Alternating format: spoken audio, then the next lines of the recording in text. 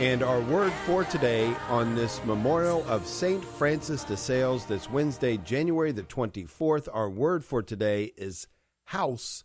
House, our word for today. And here to talk about it, Deacon Dan Brahier. Good morning, Deacon Dan.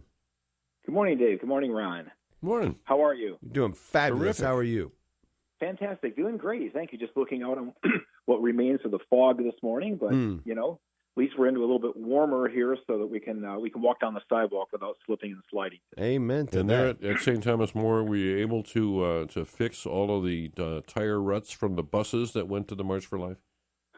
I think so. I think everything has been repaired. The only issue we got into last week was that it was so darn cold that the front doors of the church froze. Oh, my So it makes it difficult. Luckily, we have multiple entrances, so it was not a big problem, but we had to wait until it warmed up to be able to get the doors opened. Wow. So it was kind of a strange week. Mm-hmm.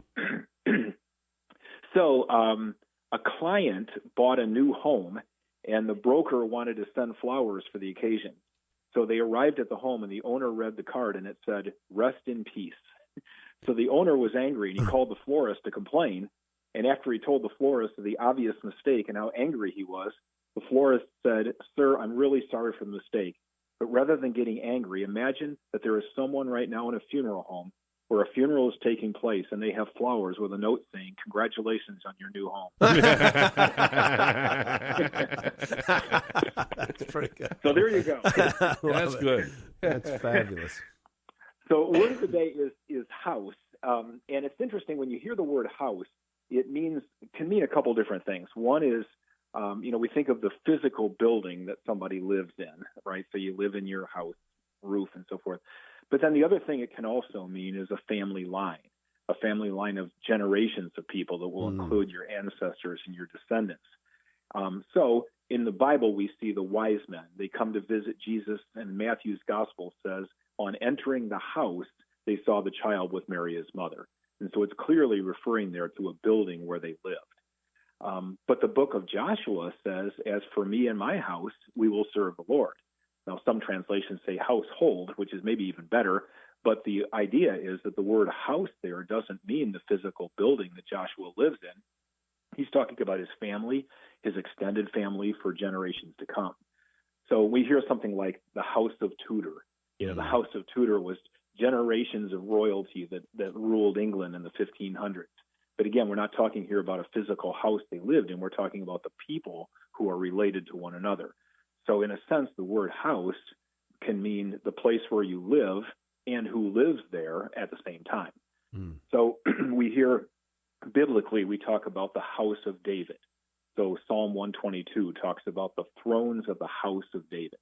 Again, this is not referring to a physical house. It's talking about all of the descendants of King David, his family and his lineage.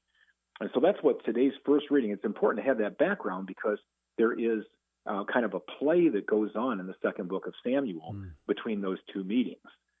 Because in the first reading from the second book of Samuel, God is speaking to Nathan, and Nathan is a court prophet. He's an advisor of David. And in the part of the reading we don't hear today, because this reading actually starts with verse 4 of chapter 7. If you go back to the beginning, verse 1 of chapter 7, it says, "After the king had taken up residence in his house, and the Lord had given him rest from his enemies on every side, the king said to Nathan the prophet, 'Here I am living in a house of cedar, but the ark of God dwells in a tent.'" So the idea there is that David is saying, I kind of feel guilty. I'm living in this nice big house, and we're carrying God around in an ark, and he doesn't even have a home to live in. And so David basically asks Nathan to consider building a nice house for God because he thinks that God needs a physical house to live in. Now, you pick up with today's reading, and today's reading that we do hear, God is speaking to Nathan, and he corrects that. He asks him to tell David that that's not what he has in mind. Because in ancient times, the pagan societies in Egypt and Babylon, in those societies, the temple was the center of society because it's where the gods lived. And what God is trying to tell Nathan here is change that model. I'm present everywhere. I'm not just present in a temple that's made of cedar. And so he essentially broadens that house, that use of the word house, to the definition of generations of a family. He says he will establish a house of David. from which the Messiah will emerge, who will build a house for my name, and I will establish his royal throne forever. So the reading finishes with God telling David, your house and your kingdom are firm forever before me. Your throne shall be firmly established forever. So God is kind of correcting that misunderstanding David has about the use of the word house. And it definitely raises the question for what kind of a house we're establishing in our own families. Does our house serve the Lord? And when we think about the idea of a domestic church in which parents are the primary teachers of their children, how do we model and how do we coach them to serve the Lord as well, so that we are extending that house, that lineage of God? Beautiful. Love it. And you really need those first few verses, right, to understand that David had already built his house. So interesting when you include that, changes the reading a bit. I think it does. It's kind of funny how those first three verses change the whole dynamic of what God is actually trying to communicate here. Yeah, love it. Thank you, Deacon Dan. You're welcome. You knocked it out of the park again. Thank you. Thank you. Have a great day, and thanks for joining us for Morning Offering.